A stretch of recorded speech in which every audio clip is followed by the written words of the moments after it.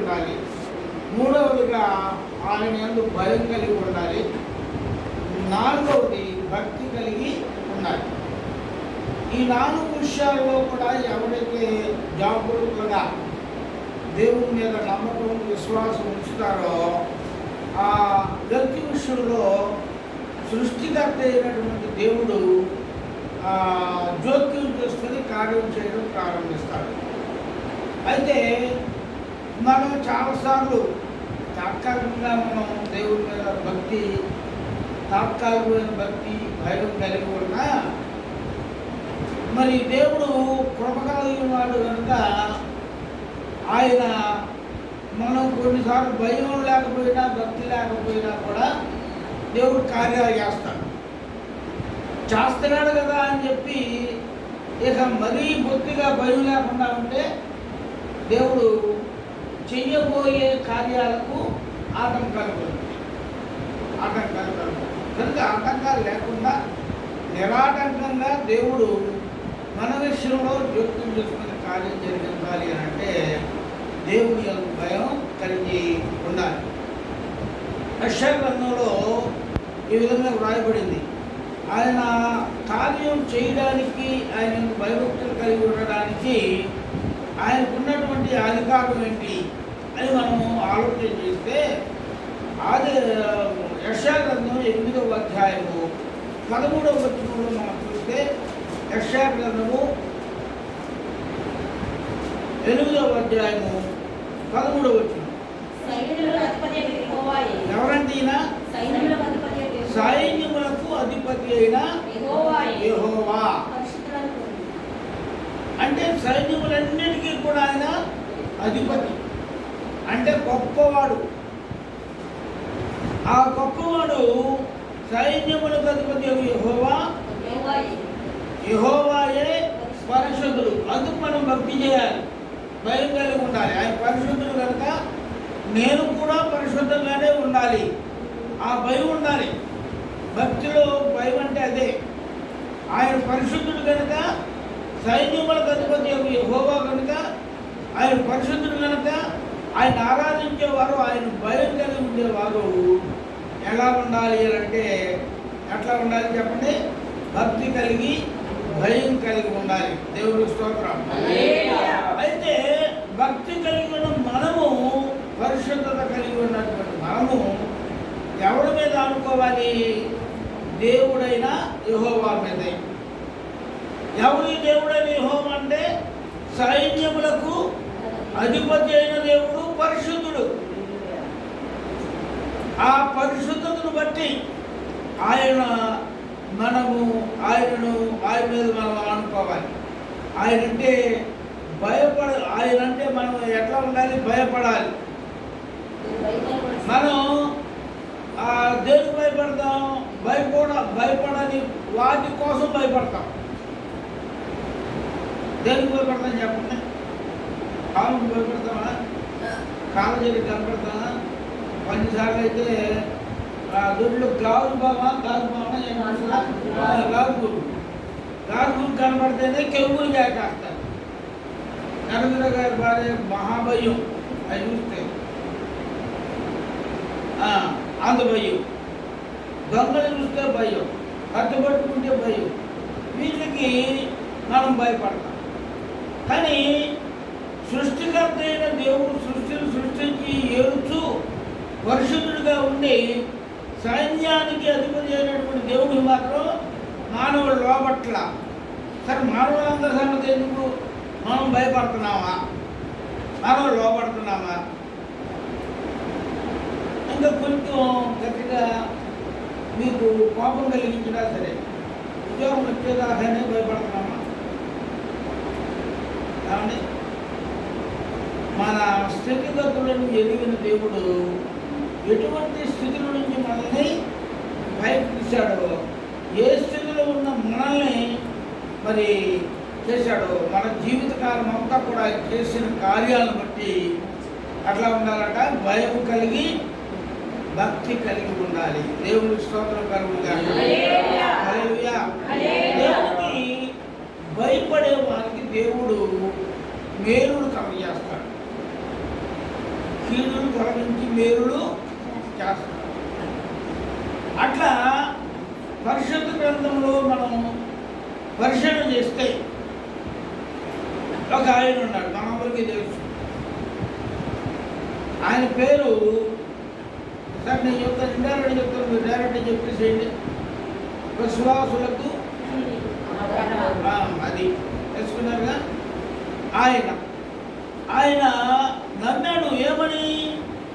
యెహోవా దేవుడు శాశ్వతుడైన దేవుడట, శాశ్వత కాలము తన ప్రజలకు మంచి కార్యములు చేసే దేవుడట, మేలుడు చేసే దేవుడు అని తన హృదయపూర్వకంగా, తన హృదయం నిండా భయం కలిగిన వాడై దేవునికి లోబడిన వాడుగా ఉన్నాడు.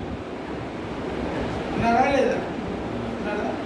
ఎట్లా ఉన్నాడు అంటే దేవుడు చెప్పిన మాటకు లోబడిన వాడు.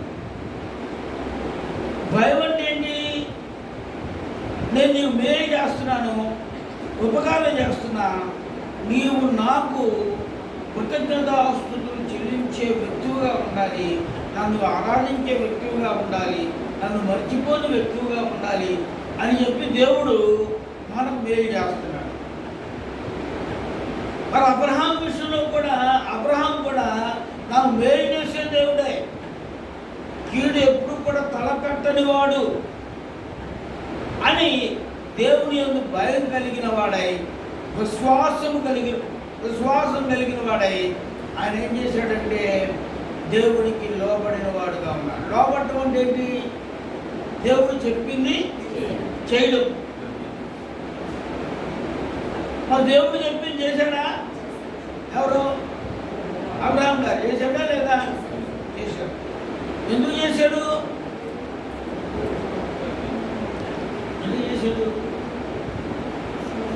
వాళ్ళ బంధువులు ఎక్కడున్నారో ఏంటో తెలియదు, బంధువులందరూ కూడా విడిచిపెట్టి వెళ్ళిపోమన్నాడు. ఎక్కడికి వెళ్ళమన్నాడు? ఏమో. వెళ్ళమన్నాడు కనుక నేను వెళ్తాను, ఆయన చెప్పాడు కనుక నేను వెళ్తాను అని చెప్పి ఆయన ఏం చేశాడట? చెప్పిన దగ్గరకు వెళ్ళిన దగ్గర అబ్రహామును వెళ్ళమన్న స్థలానికి వెళ్ళిన తర్వాత విడిచిపెట్టాడా? మర్చిపోయాడా? ఏ మాత్రం కూడా మర్చిపోవాలి. ఎందుకంటే నేనంటే భయము కలిగినటువంటి వ్యక్తిగా, నేను చెప్పింది చేసిన వాడుగా ఉన్నాడు. కాబట్టి నేను అబ్రహాము జీవితంలో ఒక గొప్ప మేలు చేయాలి, ఆశీర్వదించాలి, దీవించాలి అనుకున్నాడు. అబ్రహాముకు అప్పటికే అంత కోటీశ్వరుడు, ఆయనకు ఆశీర్వదించేదేంటి? అన్నీ ఉన్నా ఉండకూడదే ఉంది అబ్రహాం గారికి. అవునా కదా? ఆస్తులు పాస్తులు కోటీశ్వరుడుగా ఉన్నప్పటికీ ఆయన వీరికి కావలసిన వారసత్వం అనేది లేదు. వారసత్వం పొందుకోవడానికి అర్హత కలిగిన ఏజీ అంటే తనకు ఉన్న ఏజ్ అంటే వయసు తగ్గ వయస్సులో ఉన్నవాడికి వాగ్దానం చేస్తే పిల్లలు పడతారులే అనుకో. కానీ అటువంటి అవకాశం కూడా లేదు. అటువంటి అవకాశము లేనటువంటి పరిస్థితుల్లో అబ్రహాము దేవుడు చెప్పినట్టుగా చేశాడు కనుక ఎటువంటి కార్యాన్నైనా ఎప్పుడైనా నేను చేయగలవాడను, నేను చేయగలవాడను అని రుజువు పట్టుకున్నాడు. అబ్రహాం యొక్క జీవితంలో దేవుడు నెరవేర్చి, అదేవిధంగా మరి మన విషయంలో కూడా మనం అప్లికేషన్ పెట్టాము, పెట్టాడు కదా, పెట్టిన తర్వాత దాన్ని ఎవరికి వదిలేశారు చెప్పండి? ఎవరి మీద? దేవుడి మీద. అట్లా ఆధారపడ్డాడు అబ్రహాం. అందుకనే అబ్రహాం ఆశీర్వదించబడ్డాడు. కనుక మన ఆశీర్వాదానికి కారణం ఏమిటి అంటే ఆయన చెప్పినది చేయడం. ఆయన చెప్పింది మనకి భక్తులకు ఏం చెప్తాడు, సోదరులకు ఏం చెప్తాడు దేవుడు? ఈ కొబ్బరికాయలు తీసుకురండి, లేకపోతే ఫలానా వస్తువులు తీసుకురండి, బంగారం తీసుకురండి, సొంతం తీసుకురండి, నా ముందు పెట్టండి. అయ్యా నాకు 1 గ్రామే ఉందయ్యా బంగారం, ఆ ఒకటి నేను ఇవ్వలేను.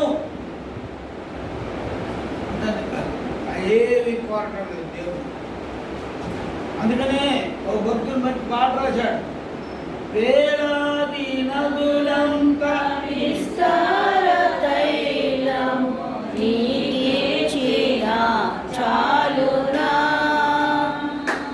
వేలాది నదులంత విస్తార తైలము నీకిచ్చిన చాలునా, గర్భఫలమైన నా జ్యేష్ఠ పుత్రుని నీకిచ్చిన చాలునా, గర్భఫలమైన నా జ్యేష్ఠ పుత్రుని నీకిచ్చిన చాలునా. ఆయన చెప్పింది చేశాడు కనుక, భయం కలిగి ఉన్నాడు కనుక, భక్తితో ఆ పని చేశాడు కనుక దేవుడు అబ్రహామును కొత్త నిబంధనలో మనం వస్తే, కొత్త నిబంధనలో మనందరికీ బాగా తెలిసినటువంటి విషయం.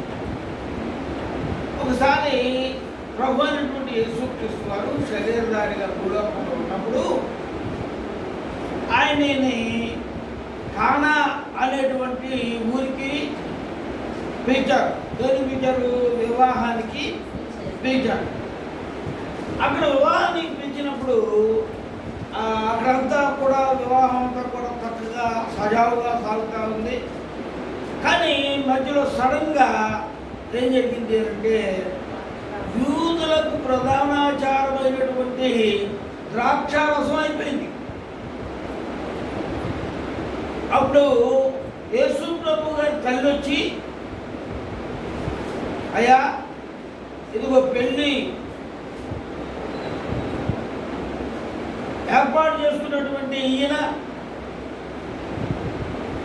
ఒక లోటు వచ్చింది కనుక ఈ లోటు తినవాలి ఆయన అని చెప్పి యేసు ప్రభుని తల్లిగారు వచ్చి అడిగారు. అప్పుడు యేసు ప్రభు ఏమన్నారంటే, అమ్మా ఇంకా నా సమయం అంటే ఏంటన్నమాట. అక్కడ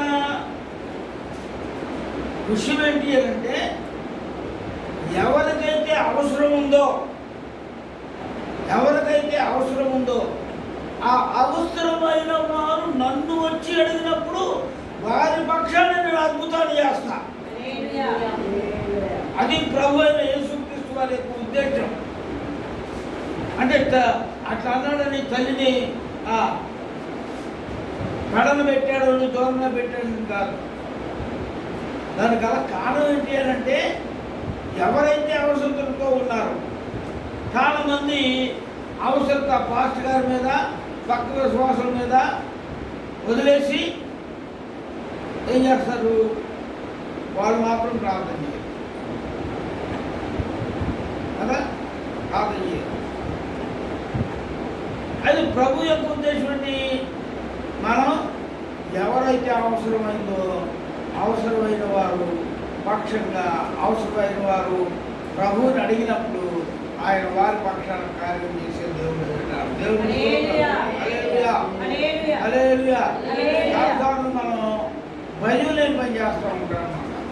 వాళ్ళ మీద అప్పగించేసి మీరు ప్రార్థన చేయండి పాస్టర్ గారు చేయమంటాం తప్పు కాదు.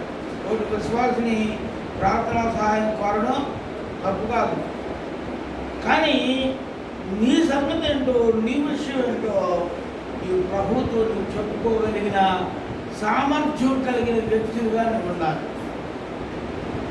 ఎందుకంటే నా పక్షంగా పరిశుద్ధుడు కార్యం చేస్తాడు, నా పక్షంగా సైన్యములకు అధిపత్యము యెహోవా అంత గొప్ప దేవుడు, నాకు సహాయం చేసే దేవుడు అని మనము గ్రహించి ఆయన్ని అడగవలసిన వారమైనా.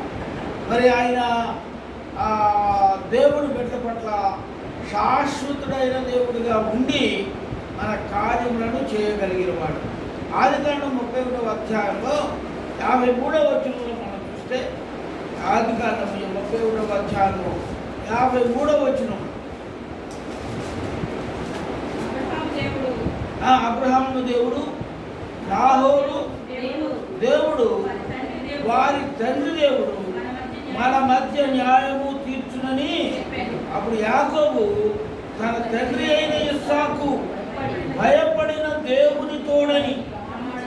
ఏమయ్యాడంటే ఇస్సాకు, తండ్రి అయిన ఇస్సాకు అంటే అబ్రహాము దేవుడు భయపడిన దేవుని తోడని ప్రమాణం చేశాడు. క్షుణ్ణంగా మనం ఈ వాక్యాన్ని పరిశీలన చేస్తే, ఆనాటి దేవుని ప్రజలు దేవునికి ఏ విధంగా భయపడేవారో బాగా అర్థమైంది. అంటే నా తండ్రి దేవునికి భయపడ్డాడు, నేను కూడా దేవునికి భయపడాలి అనేటువంటి ఉద్దేశంతో ఇస్సాకు కూడా దేవునికి భయపడి నాడు అని మనము తెలుసుకోవాల్సిన వారు. భయపడేవారు ఎవరో మనకు బాగా అర్థమవుతుంది. పితరులైన వారు ఎందుకు దేవునికి భయపడ్డారు? ఆ పితరులు ఉన్నారు, ఇశ్రాయేలీయులు ఉన్నారు, అబ్రహాం ఉన్నాడు, ఇస్సాకు ఉన్నాడు, యాకోబు ఉన్నాడు, వీళ్ళందరూ ఉన్నారు. వీళ్ళందరూ దేవునికి ఎందుకు భయపడ్డారు? వీళ్ళు బలాఢ్యులే. కానీ దేవునికి భయపడిన వారు గొప్ప కార్యాలు చూస్తారు. దేవుని స్తోత్రం. హల్లెలూయా. దావీదు దేవునికి భయపడ్డాడు. భయపడ్డాడా లేదా? భయపడ్డాడు కాబట్టి తన ఎదుట నిలువబడిన శత్రువును కుప్పకొల్పగలిగాడు. మరి ఆయనకు గొలియాతుకి భయం ఉందా? దేవుడు అంటే భయం ఉందా? దేవుడు బిడ్డలంటే భయం ఉందా? ఇశ్రాయేలు ప్రజలంటే భయం ఉందా? ఏమాత్రం కూడా భయము లేనటువంటి వాడుగా ఉన్నాడు. దేవుని భయము లేనటువంటి వాడిని దేవుని భయము కలిగిన దావీదు కుప్పకొల్చాడు. కుప్పకొల్చడానికి సహాయం చేసింది ఎవరు అంటే సైన్యములకు అధిపతి అయిన దేవుడే. దేవుని స్తోత్రం. ఈ విధంగా మనం మన పితరుల వ్యవహారం చూస్తే, మన పితరుల యొక్క జీవితాలు పరిశీలన చేస్తే, వారి భక్తిని పరిశీలన చేస్తే, వారి భక్తి ద్వారా వారి జీవితాల్లో జరిగిన కార్యాలు మనం కూడా చూడగలిగే సామర్థ్యాన్ని దేవుడు మనకిస్తాడు. హల్లెలూయా. ఎప్పుడు అంటే ఆయన చెప్పినది చేయుడి అని కానా వివాహంలో చెప్పాడు కదా. తల్లి అడిగింది, అమ్మ నాకు సమయం ఇంకా రాలేదన్నాడు. మరి ఎప్పుడు అతను వచ్చి అడిగిన తర్వాత వేడుకున్న తర్వాత ఇప్పుడు నేను మీకు చెప్పినది చేయండి అని చెప్పినప్పుడు చేశారా లేదా? చేస్తే అక్కడ ఏం జరిగింది? అద్భుతం జరిగిందా లేదా? శక్తివంతుడు, ఆశ్చర్యకార్యాలు, అద్భుత కార్యాలు చేయగలిగిన వాడు. దావీదు విషయంలో కూడా అంతే చేశాడు. దావీదు దేవునికి భయపడినవాడుగా ఉన్నాడు, దేవుడిని స్తుతిస్తూ ఉన్నాడు. అంత మాత్రమే కాక మంచి మంచి మాటలు చెప్పాడు. ఏమని? ప్రాణానికి చెప్పుకున్నాడు, నా ప్రాణమా యెహోవాను స్తుతించుము, ఆయన చేసిన ఉపకారములను. చేశాడా? మీకు ఉపకారాలు చేయలేదా? చేసిన దేవుడు స్తోత్రం చెప్పండి. దేవుని యొక్క సన్నిధిలో దేవుని ఉపకారాలు చేయాలి అంటే మనం ఆయన యందు భయపడుతూ కలిగి ఉండాలి. దేవునికి భయపడిన వారిలో దావీదును కూడా మరి ఆ యొక్క శత్రువుడు ఎదుట ఘనపరచబడ్డాడు. దేవుడు దేవుడి స్తోత్రం. హల్లెలూయా. హల్లెలూయా. దావీదు ద్వారా ఆ దేవుడు జీవం కలిగిన దేవుడు అని నమ్మాడు. ఆయన మరి అప్పుడప్పుడు ప్రార్థన చేస్తూ ఉండేవాడు కదా, అప్పుడప్పుడేగా మరి ఎప్పుడెప్పుడు అప్పుడప్పుడని మరి ఎప్పుడెప్పుడు మీరు చెప్పండి. రోజుకి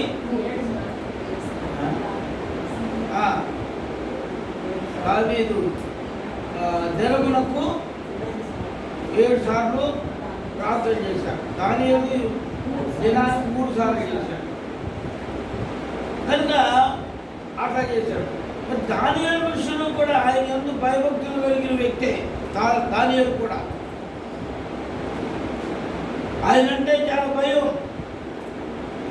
రాజులు నన్నేమి చేయలేదు, రాజులకు భయపడలా, కానీ తను సృష్టించినటువంటి సృష్టికర్తకు భయపడ్డాడు. భయపడి ఏం చేశాడు? భక్తి చేశాడు.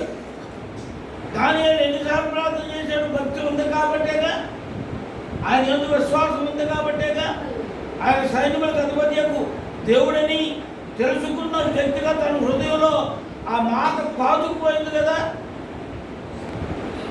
ఆ జ్ఞానంతో నింపబడ్డాడు కదా.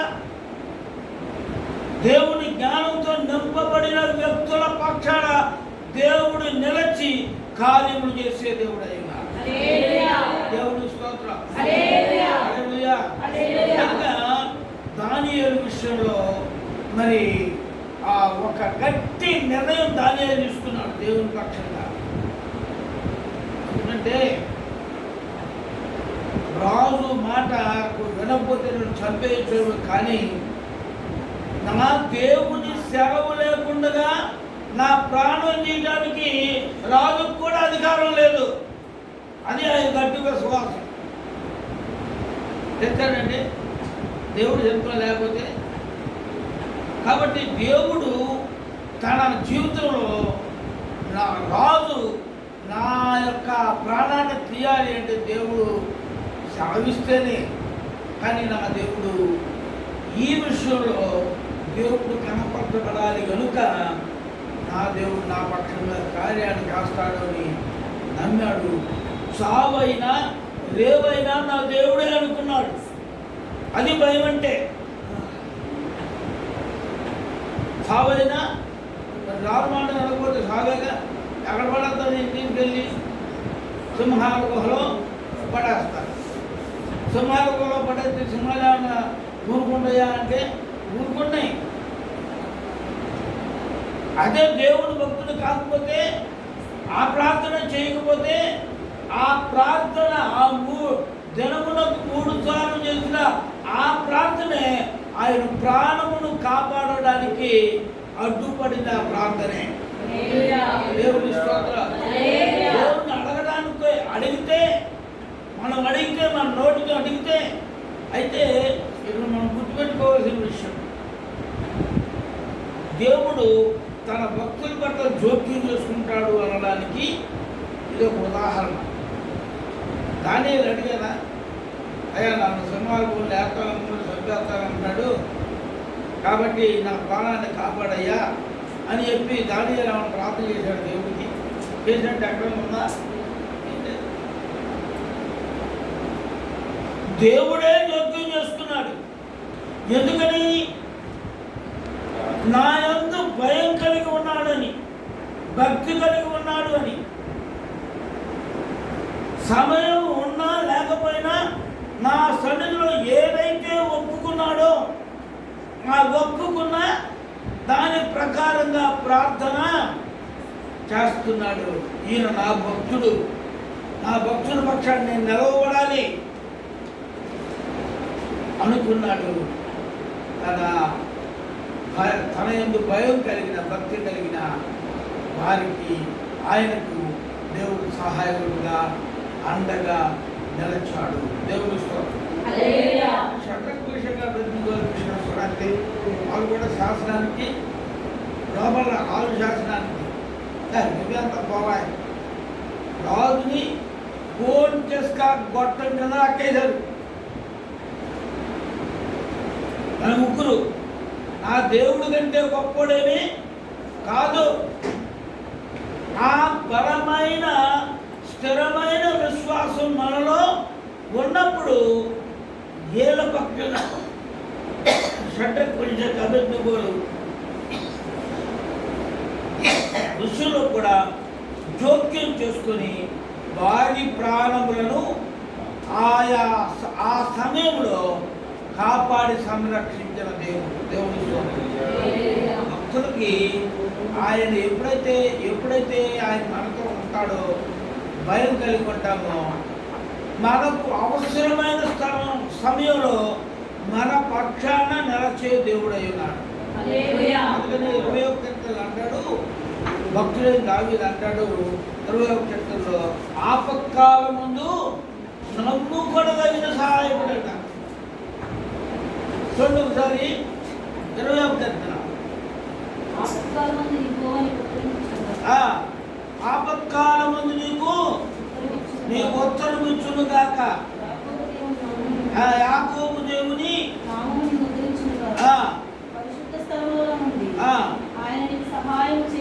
పరిశుద్ధ స్థలములో నుండి ఆయన నీకు సహాయము చేయును గాక, సియోనులో నుండి నిన్ను ఆదుకొనును గాక, ఆయన నీ నైవేద్యములన్నిటినీ జ్ఞాపకము చేసుకును గాక. ఏంటి నైవేద్యాలు?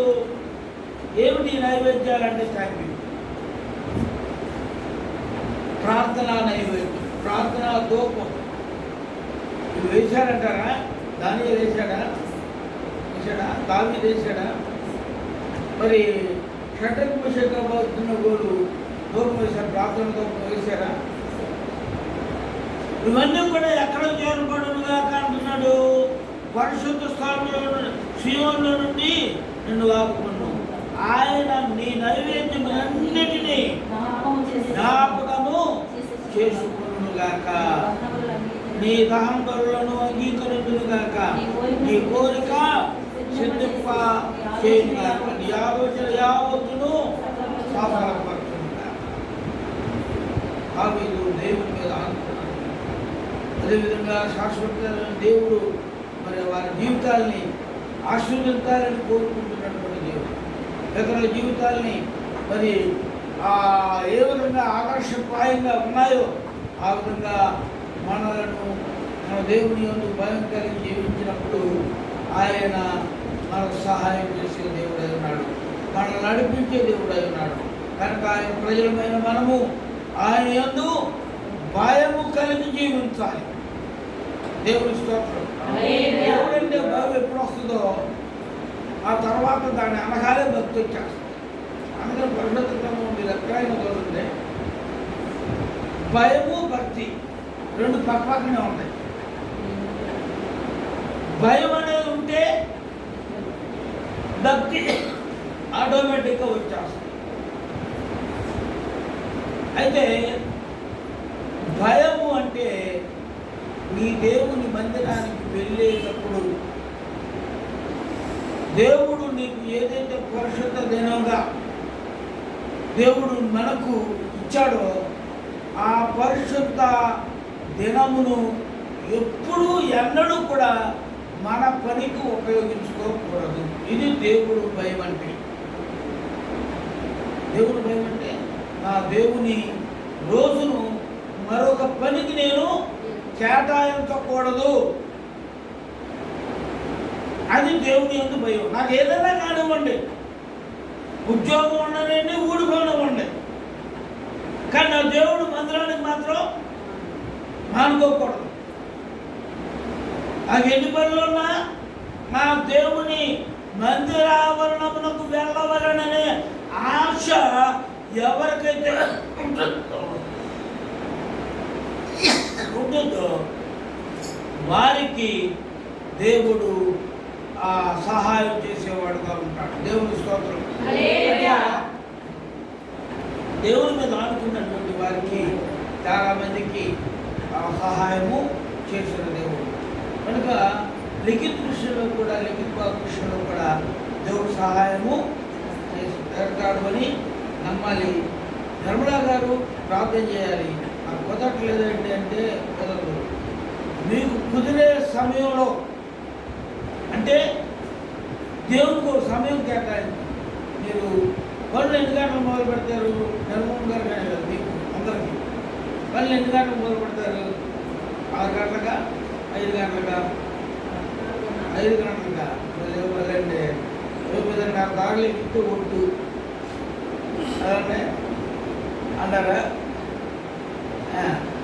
ఈ పనులు మొదలుపెట్టే టయానికి ముందు గంట సేపు ముందుగానే ఈ పనులు యథాప్రకారంగా ఆ సమయంలో చేసుకోండి.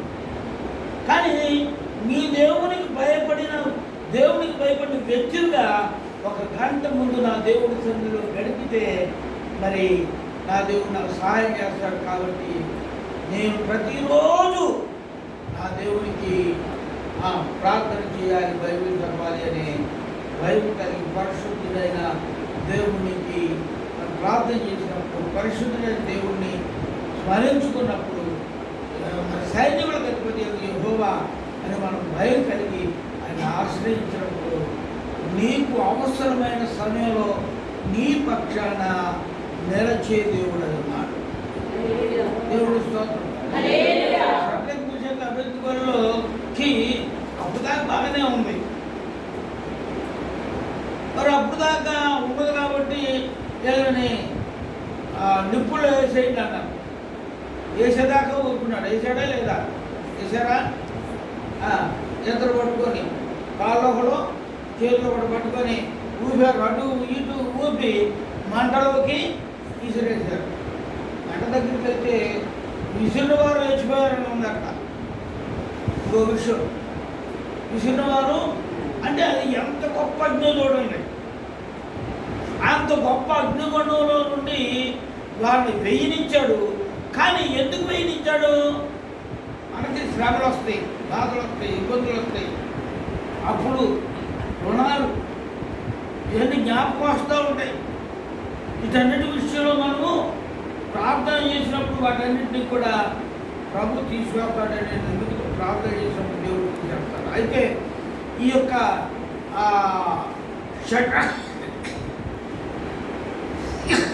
మిషక్ని దానిలో వేయడానికి దేవుడు ఎందుకు అనుమతించాడు? దేవుడు భక్తులు కదా, యథార్థంగా ఉన్నారు కదా, అసలు పడకుండా చేయొచ్చు కదా అనుకోవచ్చు. మనం అనుకున్నారు. మీరు కూడా రెడీ గారు అనుకున్నారా? కానీ ఎందుకే వేయాలి? అసలు దేవుడు వాళ్ళు నమ్ముకుని దేవుడిని నమ్ముకుని ఉంటే, వెహికల్ ఉంటే, భక్తులు ఉంటే మంటల్లో ప్రసరిస్తాడా? అపాల చేయబట్టుకోడు, అది చేయబట్టుకోడు అని అనుకుంటాం మనం. దేవుడు అనంత జ్ఞాని. అని ఎప్పుడు చేయబట్టుకోవాలో, ఎప్పుడు మనల్ని ఆశీర్వదించాలో, ఎప్పుడు మనకు తోడుగా ఉండాలో అనంత జ్ఞాని అయినటువంటి దేవుడు ఆయన ఆలోచన ప్రకారంగా పనిచేస్తాడు. ఆయన ఆలోచన వీళ్ళ ముగ్గురు విషయంలో ఏం జరిగింది అంటే, పడేసేదాకా ఉన్నాడు. పడవేసిన తర్వాత రాజు కన్నులను తెరిపించిన వాడుగా ఉన్నాడు. దేవుని స్తోత్రం. మరి ఆ రాజు వచ్చి అంటున్నాడు, ఏమంటున్నాడు? షడ్రక్ మేషక్ అబేద్నెగో, నీ దేవుడే జీవం కలిగిన దేవుడు. ఎవరు మాట్లాడించాడు అన్నమాట? అది పడకపోతే అనేవాడా? అంత మంటలు వేయించానే, అంత మంటల్లో మీరు చచ్చిపోయారనుకున్నాను, నేను చచ్చిపోతారనుకున్నాను. మీతో కూడా ఈ దేవుడే ఉండి మిమ్మలను సంరక్షించాడు. దేవుడి స్తోత్ర. అందుకనే నా కోట, నా కొండ, నా అండ అన్నీ కూడా నీవే అంటాడు దావీదు. ఎందుకంటున్నాడంటే ఆ తగిన సమయంలో మనకు ఎప్పుడు ఏ విధంగా సహాయం చేయాలో సహాయం చేయడానికి దిగి వచ్చే దేవుడు అయినాడు.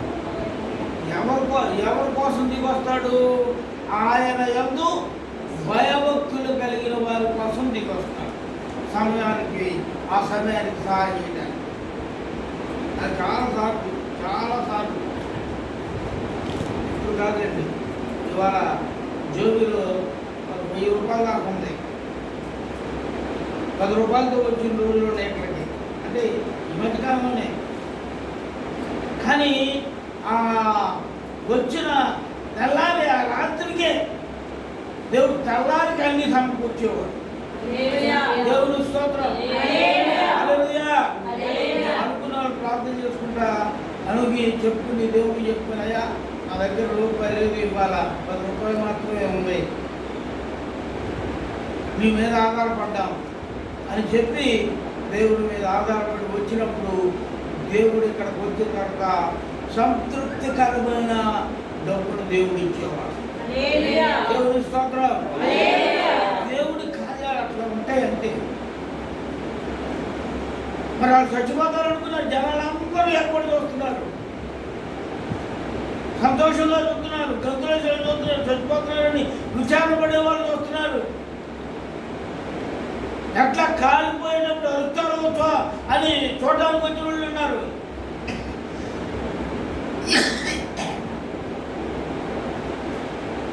వీళ్ళందరి నోళ్ళను ఊహించిన దేవుడు. దేవుడు స్తోత్రం.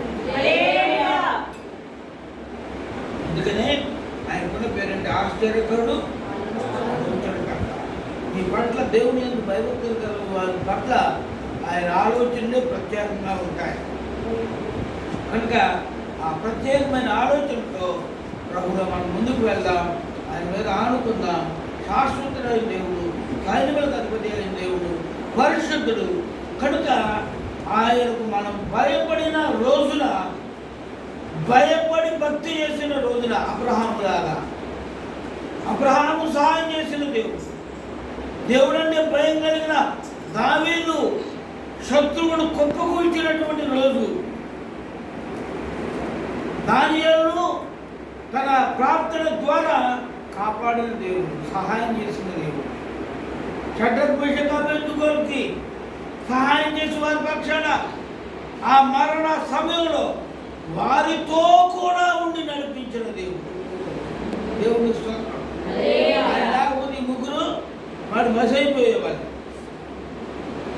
మరి దేవుడు సహాయం చేయకపోతే మనం కూడా దిక్కుమాలిన చూపులను దిక్కుమాలిన పిచ్చెక్కినట్టుగా. కానీ అది నీకొద్దు, నేనున్నాను, నేను పరిశుద్ధుడు, సైన్యములకు అధిపతి యెహోవాని, నేను నీకు సహాయం చేయడానికి సిద్ధంగా ఉన్న దేవుణ్ణి. కానీ నీవు నా పట్ల కలిగి ఉండవలసిన భయాన్ని, భక్తి మాత్రం ఎన్నటికీ నీకు కూడా విడనాడదు.